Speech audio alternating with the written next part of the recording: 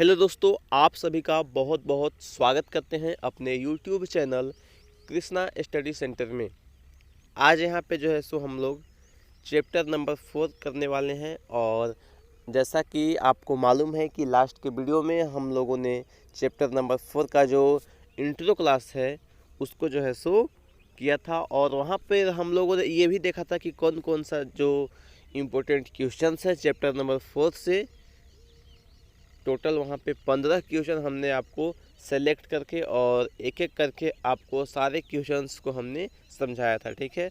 तो वो वाला वीडियो को अगर अभी तक आप नहीं देखे हैं तो आप जा कर के जो है सो हमारे जो प्लेलिस्ट बना हुआ है वहाँ पे भी देख सकते हैं। इसके अलावा इस वीडियो के डिस्क्रिप्शन में जो है सो हम लिंक आपको प्रोवाइड कर देंगे, ठीक है। तो वहाँ से भी जो है सो आप वीडियो को जो है ईजिली जो है सो वहाँ से भी देख पाएंगे, ठीक है।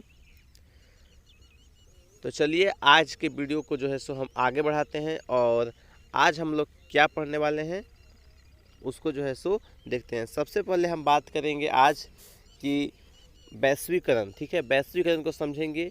इसके अलावा कुछ और इम्पोर्टेंट प्रश्न है, जैसे बहुराष्ट्रीय कंपनी के बारे में पढ़ेंगे।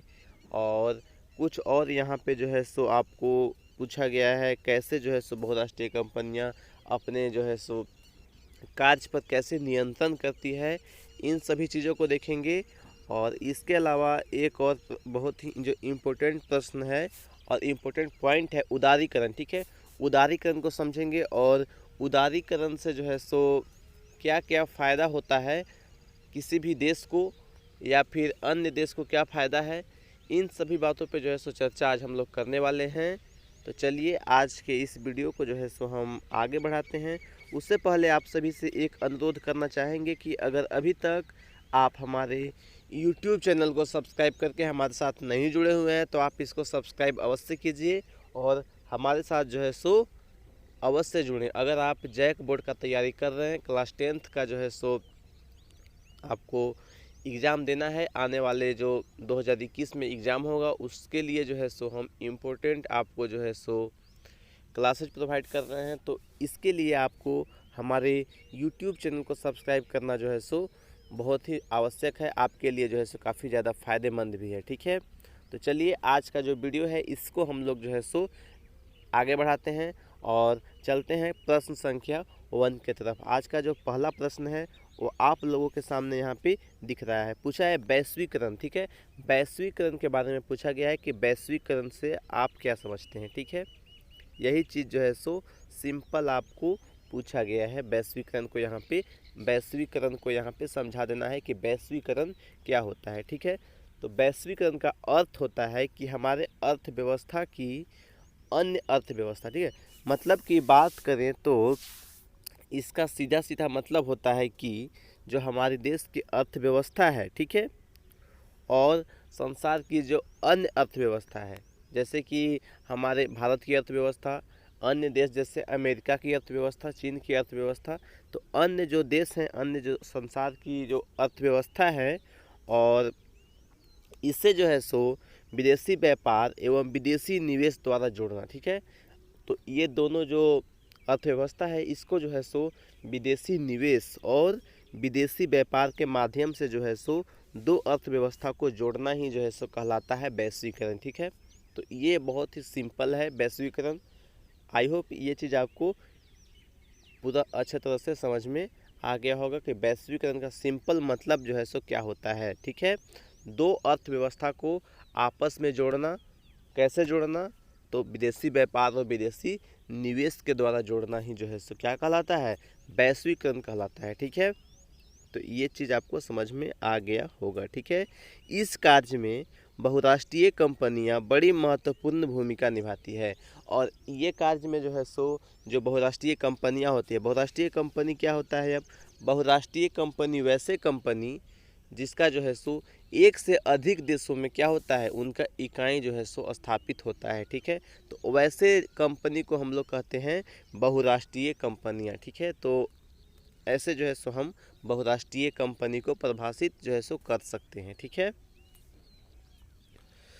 जब वे अपना इकाइयाँ संसार के अन्य देशों में स्थापित करती हैं तो इस प्रकार से क्या होता है कि वे जो वे जो कंपनियां हैं, बहुराष्ट्रीय कंपनियां हैं, वे वैश्वीकरण को क्या करते हैं, बढ़ावा देते हैं। और जो विदेश में जाकर के वो जो अपना इकाई स्थापित कर रहे हैं, उसके द्वारा वो तो वहाँ पे विदेशी निवेश भी करते हैं और विदेशी व्यापार को भी जो है सो बढ़ाते हैं। ठीक है, तो इस प्रकार से यहाँ पे हम लोग जो है सो कह सकते हैं कि ये जो बहुराष्ट्रीय कंपनियां हैं, ये जो है सो बहुत ही जो है सो महत्वपूर्ण भूमिका जो है सो निभाती हैं वैश्वीकरण में। अपना जो है सो महत्वपूर्ण योगदान जो है सो ये कंपनियां देती हैं। ठीक है, तो इस प्रकार से जो है सो हम इसको समझेंगे। ठीक है, आई होप आपको भी ये वाला प्रश्न जो है सो क्लियर हो गया होगा। आगे बढ़ेंगे हम प्रश्न संख्या सेकेंड की तरफ जो है सो आगे बढ़ते हैं। ठीक है, जो सेकेंड नंबर प्रश्न है वो यहाँ पे क्या कहता है। ठीक है, सेकेंड नंबर प्रश्न को हम लोग जो है सो समझते हैं। ठीक है, दूसरा प्रश्न यहाँ पे है कि बहुराष्ट्रीय कंपनियाँ किन्हें कहा जाता है। पूछा है कि बहुराष्ट्रीय कंपनियाँ जो है सो किन्हें हम लोग जो है सो बहुराष्ट्रीय कंपनी हम लोग जो है सो कौन से कंपनी को कहेंगे। अभी अभी हमने पीछे भी इसको जो है सो हमने आपको डिफाइन करके बताया। ठीक है, कि वैसे कंपनियाँ जो एक से अधिक देशों में अपना केंद्र स्थापित करती है या फिर अपना केंद्र जो है सो ओपन करती है, खोलती है और उत्पादन पर क्या करती है, स्वामित्व या नियंत्रण जो है सो रखती है। ठीक है, इस प्रकार की कंपनियां को हम लोग कहते हैं बहुराष्ट्रीय कंपनी। ठीक है, तो बहुत ही आसान है, तो ये चीज़ आपको बहुत अच्छे तरीके से क्लियर हो गया होगा। ये जो है सो हम मान करके चल रहे हैं। ठीक है, अगर आपको एक बार में ये चीज़ समझ में नहीं आया तो आप वीडियो को एक बार फिर से देखिए, आपको पूरा अच्छे तरीके से जो है सो क्लियर हो जाएगा। इसके बाद जो है सो हम लोग आगे बढ़ेंगे और देखने वाले हैं क्वेश्चन नंबर थर्ड को। क्वेश्चन नंबर थर्ड में क्या पूछा है, इसको जो है सो देखते हैं। ठीक है, तो इसमें है कि दूसरे देश में बहुराष्ट्रीय कंपनियां किस प्रकार से अपने जो है सो उत्पादन पर नियंत्रण रखती है। ठीक है, कि जो आपको सिंपल भाषा में कि जो बहुराष्ट्रीय कंपनियां होती है वो जो है सो कैसे जो है सो अपना उत्पादन पे जो है सो नियंत्रण रखती है।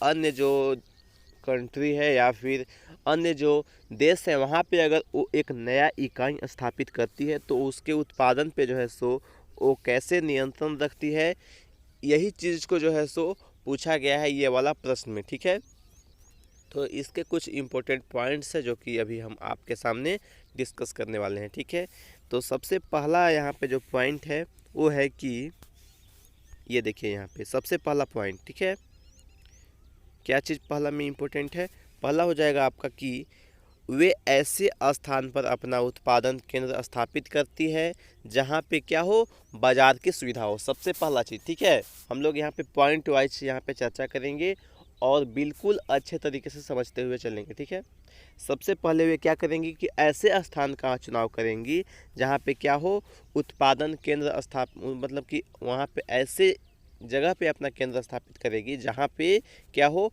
बाजार की सुविधा उपलब्ध हो। सबसे इम्पोर्टेंट पॉइंट, पहला पॉइंट। सबसे पहले ये देखेंगे कि यहाँ पे हम उत्पादन करते हैं तो बेचने के लिए जो है सो हमें क्या हो, यहाँ पे मार्केट उपलब्ध हो, बाजार यहाँ पे उपलब्ध हो। सबसे पहला पॉइंट। इसके बाद सेकेंड नंबर जो इम्पोर्टेंट पॉइंट है वो क्या है कि वो है आपका कि वे ऐसे स्थान का जो है सो यहाँ पे यूज करती है अपना उत्पादन केंद्र खोलने के लिए जहाँ पे क्या हो, विभिन्न प्रकार के कारीगर आसानी से उपलब्ध हो सके। सेकेंड नंबर बहुत ही इम्पोर्टेंट पॉइंट है। यहाँ पे क्या है, पहला था आपका कि मार्केट की उपलब्धता और सेकेंड है आपका यहाँ पे कि मजदूर या फिर कारीगर का जो है सो उपलब्धता पे यहाँ पे जोर दिया गया है यहाँ पे सेकेंड नंबर पॉइंट में। ठीक है, आसान भाषा में और बहुत ही सरल भाषा में आपको हम यहाँ पे समझाने का प्रयास कर रहे हैं। ठीक है, आगे बढ़ेंगे हम। तीसरा नंबर जो पॉइंट है इसको जो है सो देखते हैं। ठीक है, तीसरा में हम लोग देखेंगे कि क्या चीज़ पे इन लोग का जोड़ रहता है। वैसे केंद्र पे जो है सो तीसरा बहुत ही इम्पोर्टेंट है, क्या होना चाहिए, उत्पादन के लिए अन्य साधन उपलब्ध होना चाहिए, सड़क अच्छा होना चाहिए, इसके अलावा क्या होना चाहिए, बिजली की उपलब्धता होना चाहिए। ठीक है, ये सभी अन्य साधन के अंतर्गत आएंगे और जो भी साधन है, सड़क, बिजली, पानी, ये सभी का जो है सो अच्छा उपलब्धता होना चाहिए, इस बात का भी ध्यान रखती है कंपनियां, ताकि जो है सो किसी चीज़ का प्रॉब्लम ना हो उनके उत्पादन में, ठीक है, या फिर उत्पादन के बाद जो है सो मार्केट ले जाने में, क्योंकि सड़क अच्छा रहेगा तभी जो है सो हम अच्छे तरीके से क्या कर पाएंगे, उसको मार्केट के तक जो है सो आसानी से ले जा पाएंगे, ठीक है। तो इन सभी चीज़ों के लिए ज़रूरी है सड़क का होना। बिजली भी जो है सो, बिजली तो अत्यंत ही आवश्यक है उत्पादन के लिए, ठीक है। तो ये सभी जो है सो हम लोग थर्ड पॉइंट में इसको रखे थे। इसके बाद जो फोर्थ नंबर पॉइंट है वो क्या कहता है, फोर्थ नंबर जो पॉइंट है इसमें जो है सो आपको कंपनियां ये बात पे जो है सो जोर देती है, क्या क्या चीज़ है इसमें, इसमें आपका है कि आप मतलब कि स्थानीय सरकार जो है सो ऐसे जगह पे वे अपना केंद्र स्थापित करना चाहेंगी जहाँ पे क्या हो, जहाँ की जो स्थानीय सरकार है, ठीक है, उनके हितों को ध्यान में रखने का आश्वासन देंगे, ठीक है। मान लीजिए कि सरकार का, गवर्नमेंट का सपोर्ट नहीं मिल रहा है जहाँ पे, जिस राज्य में, उस प्रांत में जो बहुराष्ट्रीय कंपनियां हैं वे अपना इकाई कभी भी जो है सो स्थापित नहीं करेंगी, ठीक है। तो वैसे ही जगह पे अपना केंद्र स्थापित करती हैं बहुराष्ट्रीय कंपनियां जहाँ पे क्या होता है, जहाँ की सरकार, जहाँ की गवर्नमेंट उनके हितों की जो है सो बात करते हैं, उनके हितों को ध्यान में रखने का जो है सो आश्वासन देते हैं। ये चीज़ भी काफ़ी मायने रखता है, ठीक है, कि वहाँ की जो सरकार है वो निवेश करने देना चाहती है या फिर नहीं चाहती है, ठीक है। तो इन सभी बातों का भी ध्यान यहाँ पे वैसे कंपनियों को रखना पड़ता है, ठीक है। इसके बाद जो 5 नंबर पॉइंट है वो है आपका कि इसमें कई बार जो बहुराष्ट्रीय कंपनियां हैं ये स्थानीय कंपनियों से मिलकर जो है सो काम शुरू कर देती हैं, ताकि उन्हें योग्य और अनुभवी साथी मिल सके, ठीक है। कभी कभी ये क्या करती है ऐसे कंपनियां कि मान लीजिए कोई बाहर से कंपनी आया है, ठीक है, और यहाँ की कोई स्थानीय जो कंपनी है उनके साथ जो है सो ये मिलकर के जो है सो काम करना स्टार्ट कर देती है। ऐसे में होता ये है कि उन्हें एक जो है सो योग्य जो है सो साथी मिल जाता है, और योग्य और अनुभवी साथी जो है सो उनको जो है सो मिल जाता है। तो इससे उसको भी सहायता हो जाता है, और जो यहाँ की स्थानीय कंपनी होती है उसको भी जो है सो विकास करने का एक जो है सो अवसर मिल जाता है, और निवेश करने का जो है सो एक अच्छा साथी जो है सो स्थानीय कंपनी को भी यहाँ पे मिलता है। देखें तो यहाँ पे दोनों का जो है सो फ़ायदा ही फ़ायदा होता है, ठीक है।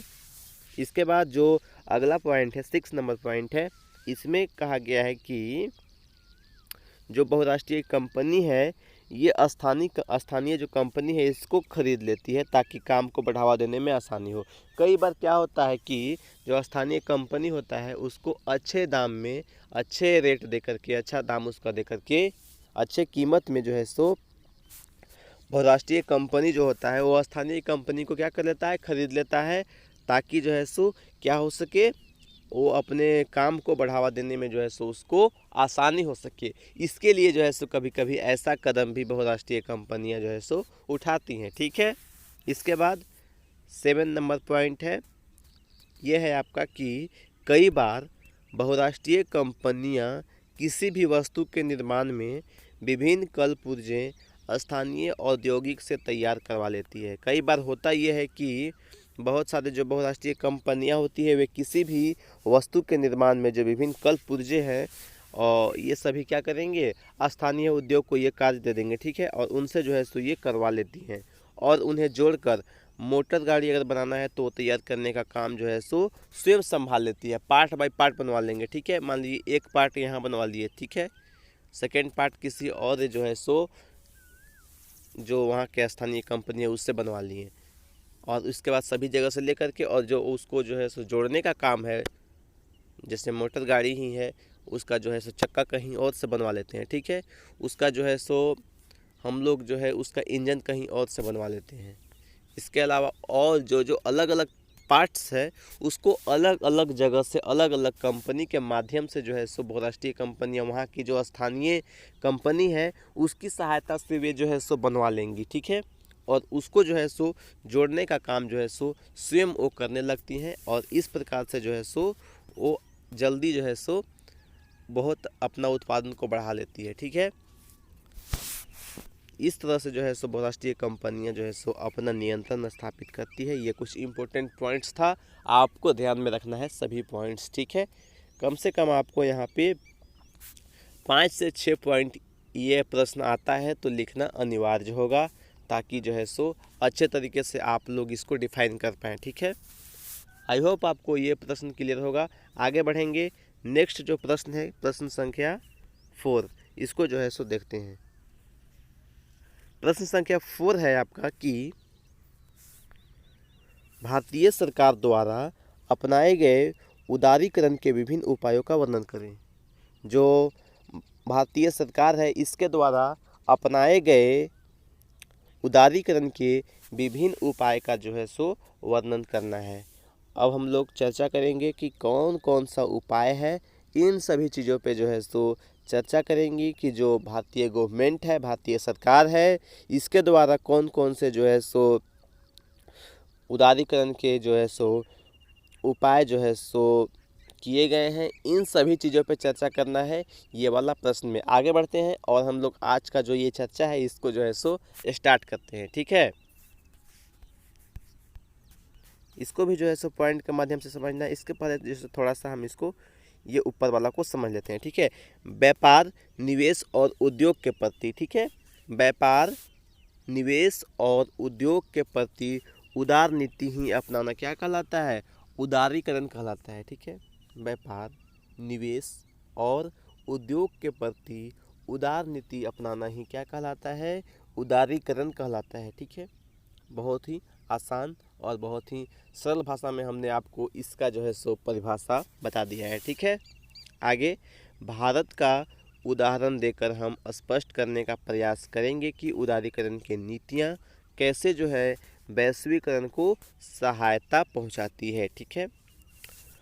भारत सरकार द्वारा व्यापार, निवेश और उद्योग के क्षेत्र में उदारीकरण की अपनाई गई नीतियाँ निम्नांकित हैं। कौन कौन से उदारीकरण की अपनाई गई नीतियाँ हैं, इस चीज़ पे चर्चा हमको जो है सो करना है आगे पॉइंट वाइज, ठीक है। पहला पॉइंट है हमारा कि इसमें अनेक औद्योगिक कार्यक्रम, ठीक है, अनेक औद्योगिक कार्यक्रम के तहत जो है सो सार्वजनिक क्षेत्र के उद्यम चलाते थे, अब निजी क्षेत्र के लिए उन्हें खोल दिया गया है। पहले क्या होता था कि जो अनेक औद्योगिक जो कार्यक्रम है जिन्हें पहले सार्वजनिक क्षेत्र के उद्यम चलाते थे, वे अब क्या कर दिए गए हैं, निजी क्षेत्र के लिए भी जो है सो ओपन कर दिया गया है, उसे जो है सो खोल दिया गया है, ठीक है। इसके बाद जो सेकेंड नंबर पॉइंट है वो है आपका कि ऐसी बहुत सी वस्तुएं थी जिन्हें निजी क्षेत्रों को बनाने का अधिकार नहीं था। ऐसे बहुत से वस्तुएं थे जिन्हें निजी क्षेत्र को बनाने का अधिकार जो है सो प्राप्त नहीं था। ऐसा करने के लिए उन्हें सरकार से आदेश लेना पड़ता था, जैसे हानिकारक रसायन, सिगरेट, शराब, विस्फोटक पदार्थ इत्यादि। ये सभी वस्तुएं थे। इसको जो है सो अगर निजी क्षेत्र के कोई भी जो है सो कंपनी बनाना चाहती थी तो इसको जो है सो सरकार से इन्हें मतलब आदेश लेना पड़ता था, ये जो अभी हमने बताया ये सभी वस्तु को बनाने के लिए, ठीक है। तो ऐसे यहाँ पे जो ये प्रक्रिया था ये उतना सरल नहीं था, ठीक है, आदेश लेना, ठीक है। इसमें काफ़ी परेशानी आता था, लेकिन अभी के समय में जो है सो ऐसा नहीं है और अभी बहुत सारी जो निजी कंपनियां हैं ये जो है सो अभी निर्माण कर रही हैं, ठीक है। आगे यहाँ पे जो थर्ड नंबर पॉइंट है इसको हम लोग देखते हैं। इसमें है कि उदारीकरण के फलस्वरूप उद्योगपतियों को उत्पादन करने के लिए अनेक सुविधाएं प्रदान की गई है। जो उदारीकरण के फल यहाँ पे जो नीतियाँ हैं इसी के द्वारा क्या किया गया है, जो बड़े बड़े उद्योगपति हैं इनको उत्पादन करने के लिए अनेक सुविधाएं जो है सो प्रदान की गई है। इसके बाद जो फोर्थ नंबर पॉइंट है ये है आपका आयात और निर्यात पर लगी हुई बहुत सी प्रतिस्पर्धा को हटा दिया गया है, जिससे क्या होता है कि जो भारतीय हैं इनको अपना माल बाहर भेजना जो है सो आसान हो गया है, ठीक है। आयात और निर्यात पे मतलब बहुत सारा जो प्रतिबंध लगा था इसको हटा दिया गया है और इसमें जो है सो जो भारतीय हैं इनको अपना जो है सो अपना सामान को, अपना माल को बाहर जो है सो भेजना जो है सो आसान हो गया है और जो है सो अच्छे तरीके से जो है सो इनका भी जो है सो व्यापार जो है चल रहा है। ठीक है, इसके बाद 6 यहाँ पे 5 नंबर पॉइंट है 5, उदारीकरण नीति अपनाने के बाद बहुत सारी बहुराष्ट्रीय कंपनियों को भारत में आमंत्रित किया गया है कि वे भारत में निवेश करें। उनके लिए विशेष आर्थिक क्षेत्र बनाए गए हैं और उन्हें श्रम कार्यों में परिवर्तित करने की जो है सो अनुमति दे दी गई है। ठीक है, इसके बाद जो 6 नंबर पॉइंट है ये है उदारीकरण नीति अपनाने के बाद निजी क्षेत्र को उनके प्रतिबंधों से मुक्त कर दिया गया है। जब से उदारीकरण का नीति अपनाया गया है इसके बाद क्या किया गया है कि जो निजी क्षेत्र के अनेक प्रतिबंध है इससे जो है सो मुक्ति दे दी गई है। जैसे कच्चे माल के लिए आयात की अनुमति लेना, मूल्य निर्धारित करना, इसके अलावा वितरक पर नियंत्रण तथा बड़ी व्यापारिक कंपनियों द्वारा निवेश की आज्ञा देना, इन सभी पे जो है सो जो पहले प्रतिबंध था इसको जो है सो हटा दिया गया है। ठीक है, इस तरह से जो है सो ये कुछ पॉइंट था, हम लोग स्पष्ट इससे अभी कर पाएँ कि कैसे जो है सो उदारीकरण नीति अपनाने के परिणाम स्वरूप वैश्वीकरण की प्रक्रिया में क्या हुआ है, सहायता पहुंचा है। ठीक है, बहुत ही महत्वपूर्ण था ये वाला प्रश्न। ठीक है, तो इसको भी आप आई होप आपको अच्छे तरीके से समझ में आया होगा। आगे हम लोग बढ़ते हैं और आगे जो आज का अंतिम प्रश्न है, प्रश्न संख्या 5, इसको जो है सो हम लोग देखेंगे। ठीक है, आज का जो 5वां प्रश्न है वो आपका बहुत ही आसान है और इसको जो है सो अभी हम लोग समझेंगे। ये है आपका कि उदारीकरण क्या है। उदारीकरण को अभी अभी हमने ऊपर भी आपको समझा, बहुत ही सरल भाषा में आपको हमने समझाने का प्रयास किया था उदारीकरण को। यहाँ पे देखिए ये हम आपको समझाए थे कि उदारीकरण क्या होता है। ठीक है, देखिए व्यापार, निवेश और उद्योग के प्रति उदार नीति अपनाना ही क्या कहलाता है, उदारीकरण कहलाता है। ठीक है, बहुत ही आसान था और बहुत ही आसान भाषा में अभी हमने आपको समझाया। आई होप जो है सो वो वाला समझ में आ गया होगा। यहाँ एक और एग्जाम्पल है, उसका थोड़ा वो वहाँ पे आपका सरल भाषा में था, वो जो है सो उसका एडवांस यहाँ पे आपका यहाँ पे ये वाला परिभाषा है। ठीक है, उससे थोड़ा आपका ये वाला जो परिभाषा है थोड़ा स्टैंडर्ड क्वालिटी का है। ठीक है, इसको जो है सो समझने का यहाँ पे हम लोग प्रयास करते हैं। ठीक है, उदारीकरण का अर्थ होता है कि आर्थिक विकास में बढ़ावा देना। वही चीज़ को हमने यहाँ पे थोड़ा अलग लैंग्वेज में समझाने का प्रयास किया है। ठीक है, इसका जो अर्थ होता है आर्थिक विकास में बढ़ावा देना, जिसके द्वारा किसी देश के आर्थिक विकास में बाधा पहुंचाने वाली आर्थिक नीतियों, नियमों, प्रशासनिक नियंत्रणों, प्रक्रियाओं आदि का जो है सो समाप्त जो है सो किया जाता है, या इसमें क्या कर दिया जाता है, शिथिलता दी जाती है, यानी कि कुछ जो है सो इसमें रियायत जो है सो दी जाती है। ठीक है, तो ये होता है उदारीकरण। आज का ये 5 प्रश्न जो है सो काफ़ी महत्वपूर्ण है और ये 5 नहीं बल्कि टोटल जो हमने 15 क्वेश्चन आपको बताया है वो सभी प्रश्न काफ़ी जो है इम्पोर्टेंट है। आपको सभी प्रश्न को अच्छे तरीके से हम समझाएंगे। आज के जो इस वीडियो है पहला जो पार्ट है इसमें हम लोग जो है सो 5 क्वेश्चन पे चर्चा किए हैं और आई होप ये 5 प्रश्न आपका अच्छे तरीके से कंप्लीट हो गया होगा। इसका नोट्स आप लोग जो है सो बनाते हुए चलिएगा ताकि जो है सो आपको क्या हो सके बाद में जो है सो इसको एक बार पढ़ें तो अच्छे तरीके से आपको ये वाला पॉइंट हम जैसे जैसे आपको समझाए हैं ये आप अगर एक बार अच्छे से पढ़ लेंगे तो आपके माइंड में ये वाला चीज़ सेट हो जाएगा और इसको आपको रटना नहीं पड़ेगा। रटने से आपको अगर छुटकारा पाना है तो आपको जो है सो हमारा जो वीडियोज आ रहा है इसको लगातार आपको वॉच करते रहना है ताकि जो है सो आपको माइंड में जो है सो बना रहे। और कुछ जो बात है रिवीजन, जो पीछे हमने अभी तक जो भी किया है अगर उसका रिवीजन का बात है तो एक बार हम लोग जो है सो उसको हम लोग करेंगे, लेकिन फ़िलहाल में अभी हम लोग को आगे बढ़ना है और एक बार हम लोग पूरा जो है सो इकोनॉमिक्स को ख़त्म कर ले उसके बाद हम लोग बात करेंगे कि इसका जो पीछे का मान लीजिए कि हम लोग को पढ़े हुए बहुत दिन हो गया तो उसको एक बार रिकवर करना है, एक बार रिवाइज करना है, तो उसके लिए कुछ हम लोग जो है सो करने वाले हैं। ठीक है, तो आगे हम लोग उसके बारे में अभी सोचेंगे कि क्या होता है आगे। तब तक के लिए जो है सो आपको नोट्स बनाते हुए चलना है। और सबसे अच्छा है, आपको अगर रिवाइज करना है तो इसका नोट्स बनाइए और इसको जो है सो 8 दिन 15 दिन में जो है सो एक बार जो है सो आपको पीछे से जो है सो पढ़ लीजिए, ठीक है। शॉर्ट में पढ़ लीजिए, ठीक है। 5-5 क्वेश्चन करके ही जो है सो पढ़ लीजिए, लेकिन आपको जो है सो ऐसे ही एक जो है सो नियम के अनुसार से जो है सो पढ़ना होगा, ताकि जो है सो आपको जो पीछे वाला चीज़ हमने बताया था वो आप जो है सो नहीं भूलें और वो आपके दिमाग में सेट रहे। इसके लिए जो है सो ज़रूरी है, ठीक है। तो दोस्तों आज के इस वीडियो में हम लोग इतना ही पढ़ेंगे और नेक्स्ट का जो वीडियो होगा उसमें हम इससे आगे प्रश्न संख्या 6 से हम लोग 10 तक करेंगे। और जैसा कि 5 क्वेश्चन हम लोग करते हैं, 15 क्वेश्चन हम लोग को करना है, तो इसका 3 वीडियो होगा। पहला पार्ट हमने आपको उपलब्ध करवा दिया है, इसके बाद सेकेंड और थर्ड जो वीडियो है इसको भी हम लोग जल्द से जल्द उपलब्ध करवाने का प्रयास करेंगे, ठीक है।